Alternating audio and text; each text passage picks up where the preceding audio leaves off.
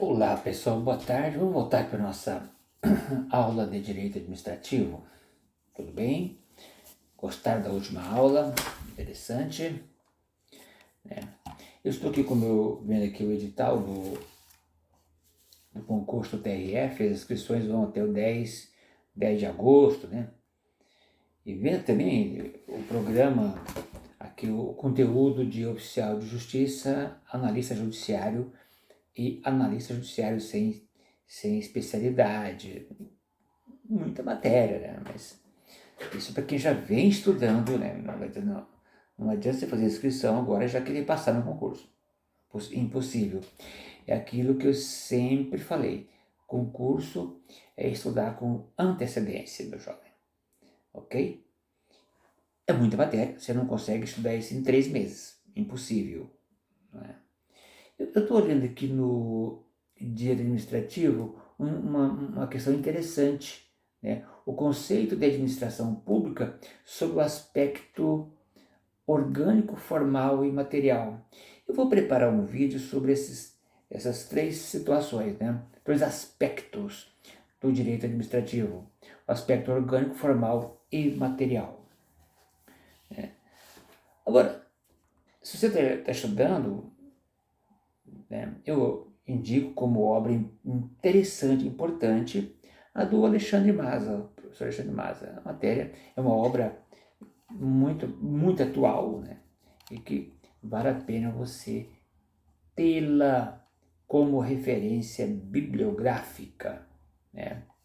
Pessoal, na última aula eu comecei a falar com você sobre a base constitucional da, da improbidade administrativa, né? Qual que é a fundamentação dessa improbidade, né? Por que ela existe? Qual foi a base constitucional? Eu disse que a base constitucional é o artigo 37, parágrafo, parágrafo 4 da Constituição. Mas a doutrina, ela indica ainda outras referências constitucionais, que eu acho que quem está estudando para concurso vale a pena dar uma olhadinha lá no artigo 14, parágrafo 9 da Constituição Federal, que diz que lei complementar estabelecerá outros casos de inelegibilidade e os prazos de sua cassação com o objetivo de proteger a probidade administrativa. Eu peço que você dê uma olhada nesse 14, parágrafo 9, né? Aí ele traz outras informações e eu quero dizer que o artigo 15, quinto da Constituição, e diz que é vedada a cassação de direitos políticos cuja perda ou suspensão só se dará nos casos de improbidade administrativa. Dê uma olhada lá também, é importante. Artigo 85 também como base constitucional, né, são crimes de responsabilidade os atos do presidente da República, né, que atentem contra a Constituição Federal, especialmente no inciso 5, no caso de improbidade administrativa. Ele incorre, obviamente, no crime de responsabilidade. Né? Agora, a defesa constitucional da moralidade administrativa, já disse, é o artigo 37, parágrafo 4º. O texto maior preceitua os mecanismos importantes, né, com natureza de garantias fundamentais para a defesa da moralidade administrativa. Eu até trouxe aqui, né, algumas ferramentas processuais disponíveis, né, em prol da proteção da improbidade administrativa. Eu falo agora sobre a ação popular. Né? Tá lá sobre o que é ação popular. Né? É uma ação popular. Ela tem como fundamento o artigo 5º, 73, né, da Constituição Federal. Você que está fazendo concurso público, você tem que ler, né, sobre isso. O que diz, né, em resumo, né, sobre a ação popular? O que é o legitimado para propor ação, né, popular? É o cidadão, qualquer cidadão é parte legítima para propor ação popular que vise anular ato lesivo ao patrimônio público, né? Ou entidade de que o Estado participe. Qualquer cidadão, né, pode, obviamente, se ele estiver no gozo dos seus direitos políticos, né? Fala que ele pode, quando aqueles crimes também envolvendo o meio ambiente, o patrimônio histórico e cultural, né? E o interessante é que o autor ele é isento de custas processuais e a sucumbência. Aqui é uma questão interessante, né? Será que o autor da ação popular ele pode ser condenado em verba sucumbencial, né, e custos processuais? Não, não, está isento, né? Outro ponto interessante, os atos de improbidade administrativa importarão quais são os efeitos do ato de improbidade, né? A suspensão dos direitos políticos, a perda da função pública, indisponibilidade dos bens e o ressarcimento ao erário, né, na forma prevista na lei, sem, obviamente, prejuízo da possível ação penal, ação na esfera penal. Então, o improbo, as pessoas desonestas, elas sofrem, né, essas consequências, ok? Agora, é interessante também, eu trouxe para você a diferença da ação popular e ação de improbidade administrativa. Há uma diferença muito, muito importante, especialmente que você vai em concurso público, né? Então, a ação popular só pode ser proposta por quem? Por pessoa física, em pleno do gozo do direito político. Ou seja, qualquer cidadão pode propor uma ação popular, né? Pessoa física. Mas pode cair numa prova, se pessoa jurídica é parte legítima? Não, somente a pessoa física. Está lá no artigo 1º da lei, né? Da lei de 8429. Olha lá o artigo 1º, o que ela fala, né? O que diz o artigo 1º, beleza? Bom que você lê isso lá. Agora, qual é os efeitos da sentença, né, que julga uma ação popular? Ela tem como objetivo anular, né, o ato lesivo à moralidade administrativa e condena, obviamente, e condena também ao réu ao pagamento de perdas e danos, artigo 11 da Lei de Ação Popular, que é a 4717 de 65. Acho que todo bacharel já deve ter lido bacharel, advogado, essa lei, a 4717. Mas em concurso pode cair, na verdade, especialmente a questão da legitimidade para propô-la, né? E já a ação de improbidade administrativa, pelas regras atuais, até houve uma mudança pela lei 13, né, pela 14.230, que a legitimidade para a população de improbidade administrativa ela é exclusiva do Ministério Público, né? Exclusiva. Está no artigo 17 da lei 8429, com a nova redação dada pela lei 14.230. Acontece o seguinte, que mais à frente eu vou falar com você, houve duas ADINs, houve a interposição de duas ADINs que alteraram, na verdade, essa questão da legitimidade do Ministério Público. Então, você que está fazendo concurso, é importante você dar uma olhadinha nas ADINs que eu vou te falar mais à frente. Antes da Lei 14.230, a ação de improbidade administrativa só podia ser proposta pelo Ministério Público ou por pessoa jurídica lesada, né? Pela redação da 14, 230, a parte legítima é somente o Ministério Público, né, estadual ou federal, dependendo das circunstâncias, né, da lesividade ao ente público. Pessoal, agora em relação à ação de improbidade, ela tem uma série de efeitos. Eu acho que isso é importante, especialmente por questão de prova de concurso, né?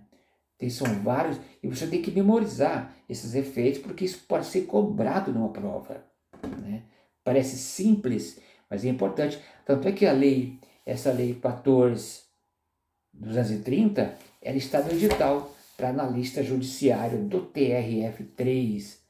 É uma lei nova, ela veio com grandes inovações, né? Então vou aqui elencar para você alguns dos efeitos da ação de improbidade administrativa. Obviamente que a perda dos bens ou os valores, né, acrescidos ilicitamente. O improbo, ele tem, na verdade, seus bens, né, na verdade, ele perde os bens adquiridos em razão da improbidade, né, bem como valores. Né. Há também o ressarcimento integral dos danos, né, perda da função pública, obviamente, suspensão dos direitos políticos, multa civil, proibição de contratar com o poder público. Isso é importante. O improbo, ele fica proibido de contratar com a administração pública por um tempo. Obviamente que existe a reabilitação, né? E de receber benefícios ou ainda incentivos fiscais ou creditícios. Então, a extensão da sentença, ela é grande, né? Então, os efeitos de ação leia mais uma vez sobre os efeitos da ação de improbidade administrativa, né? Eu acabei de falar agora há pouco para você sobre a legitimidade para a população popular. Eu peço que você leia, né, duas ADINs, a 7.042 e a 7.043, né, julgada em 2022. Ela alterou, na verdade, a legitimidade da propositura da ação, né, ação de improbidade administrativa. Tá? Vale a pena você dar uma olhadinha nessas duas ADINs. Entra lá no Supremo Tribunal, faça consulta, né? E outra coisa interessante, que não obstante todas essas possibilidades, essas ferramentas são populares, são de improbidade, né? E também essas ações, elas podem ser propostas de forma simultânea, né? Não há necessidade de aguardar a conclusão de uma ação para ajuizar a outra, não. Pode ser, né, simultânea. A lei fala, a doutrina traz isso. Há essa possibilidade da simultaneidade do ajuizamento da ação popular e da ação de improbidade administrativa, além dos reflexos no âmbito criminal, né? Beleza? Importante. Agora, qual que é a competência para legislar sobre a improbidade administrativa, né? Olha que interessante essa questão da competência. A Constituição Federal, a doutrina diz que a Constituição Federal ela não definiu claramente sobre a competência para criar leis punitivas, né, contra a prática do ato de improbidade administrativa, né? Mas podemos fazer uma leitura, né, do atual mecanismo legislativo, né? Podemos concluir, obviamente, que a conclusão, que a temática, ela é da competência legislativa privativa da União. Isso pode ser uma questão de um questionamento numa prova de concurso, questão da competência. Então, a Constituição Federal, ela silencia a respeito, mas pela uma conclusão lógica, né, ela é, na verdade, de competência da União, a competência exclusiva. Até que o município, Estado e Distrito Federal, esses entes não podem, né, legislar acerca da questão relacionado à questão da improbidade administrativa. Houve uma concentração numa única esfera, ou seja, a esfera federal, da União. Né? Agora, você que está falando sobre a ação de improbidade, que é a 8429, estamos aqui, né? E ela tem uma grande abrangência, né? Eu até trouxe aqui um pouquinho aqui para você. O artigo 2º, ele é aplicável aos atos praticados por agentes públicos, né? Agentes políticos, obviamente, servidores públicos, na sua grande maioria. Essa questão da improbidade envolve a atuação de servidores públicos, né? E todos aqueles que exercem, ainda que transitoriamente, qualquer relação, né, com ou sem remuneração, né, com a administração pública. Por exemplo, no caso de por eleição, nomeação, designação, contratação ou qualquer outra forma de investidura ou vínculo, né? Aqui eu trouxe aqui, a lei ela traz também alguns tipos de vínculos, né, que podem incorrer na improbidade. Por exemplo, um mandato, um cargo, emprego ou função pública, né, isso estão mencionados lá no artigo 1º da Lei 8429, que vale a pena você dar uma olhada, né, lá no artigo 1º da 8429. Né. E tem um parágrafo único também no mesmo artigo, que diz o seguinte, mesmo dispositivo das penalidades, né, na lei também, os atos praticados mediante o uso de recursos de origem pública. Basicamente, a improbidade, ela também visa a proteção dos recursos públicos. E olha que interessante, uma inserção da nova lei. O particular, pessoa física ou jurídica, também, quando celebra alguma relação com a administração, né, também pode ser tido como pessoas, né, o improbo pode incorrer na ação de improbidade administrativa. A empresa privada não estava no rol, né, das pessoas que poderiam sofrer a ação de improbidade. Hoje sim, vale a pena dar uma olhadinha lá na 14.230 que fala sobre isso. Acho que eu trouxe para você aqui, o artigo não trouxe. Né? Então, pessoas que têm contrato de gestão, termo de parceria com a administração pública, né, termo de cooperação, né, ajustes administrativos equivalentes. Então, qualquer relação com a administração pública, qualquer formato, qualquer modelo de relação com a administração pública, você está sujeito à ação de improbidade. Muito boa. A Lei 14.230, ela trouxe inovações assim, importantes, obviamente, que é em prol, né, da proteção da coisa pública. Tá? Então você precisa de ler, na verdade, integralmente essa Lei 8429 e dar uma olhadinha também nos artigos que foram alterados pela 14.230, né, /21. Ok, turma? É isso. Olha, falar sobre improbidade administrativa é um tema muito rico, um tema bom de se falar, né? Obviamente que em termos de prova de concurso público, você tem que ter cuidado, né? Cuidado com as terminologias, cuidado com a parte conceitual, né? E cotejar essas alterações que houve, né, recentemente, né?